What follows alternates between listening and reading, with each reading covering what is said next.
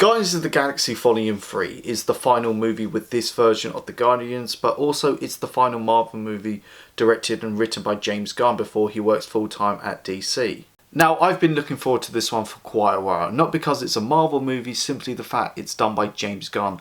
I love the first two Guardians of the Galaxy movie. I thought the holiday special was delightful. I think his Suicide Squad is arguably the best DCEU film. I watched Super the other day and it's still fucking good. Face the wrath of the Crimson Bolt! Now, as for Marvel movies goes, they've not had the best track record. If you look at Disney Plus last year, Miss Marvel was the only show I really liked. Moon Knight and She-Hulk were just meh at best. Doctor Strange and the Multiverse of Madness and Black Panther Wakanda Forever are good films, but they're not enough to have that rewatchability factor. I really like Thor Love and Thunder more than most people, but even I got to admit it's nowhere on the same level as Ragnarok. And as for Ant-Man and the Wasp Quantumania, I didn't like that movie at all. But I'm happy to say Guardians of the Galaxy Volume 3 is a great movie. Easily the best Marvel movie since Spider-Man No Way Home. Is it the best in the trilogy? Oh man, I think it's better than the second movie, even though I love the second movie. Is it better than the first movie, however? I mean, I probably have to watch this again and again till I can give my final thoughts about that. But I will say this. Volume 3 is funny and fun as the first two films, but at times this film was bleak, gut-punching, a tearjerker, definitely one of the more mature Marvel movies, but also arguably the darkest Marvel movie to date. I mean, you've got animals getting tortured and experimented on, you've got civilizations getting blown up, I mean, you've got the villain's face getting ripped off. This is definitely not for kids. The movie is mostly centered around Rocket and his origins, and that was great to see.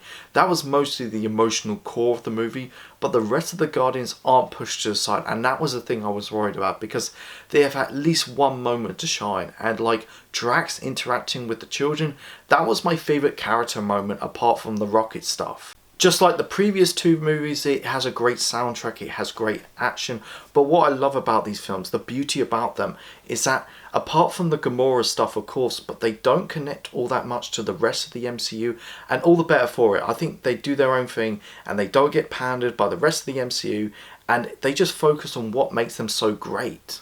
Now, I don't really have any big problems with this movie. For argument's sake, yes, Will Porter's Adam Warlock isn't a big deal in this movie as much as I wanted to. He isn't a bad character, far from it.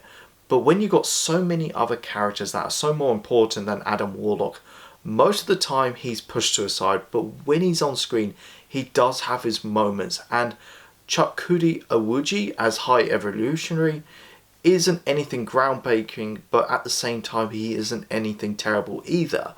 I think he's a good generic villain that fits into the tone and the story nicely. Overall, Guardians of the Galaxy Volume 3 is the most disturbing and one of the mostly intense Marvel movies to date, but yet James Gunn finds a way to incorporate his beloved comedy style into this movie. It's a grand finale for these characters. They get their moments to shine, but also they get to fully complete their arc. So I'm going to give this an 8 out of 10. Is it a comeback for Marvel? I'm going to wait for Secret Invasion and the Marvels to come out first.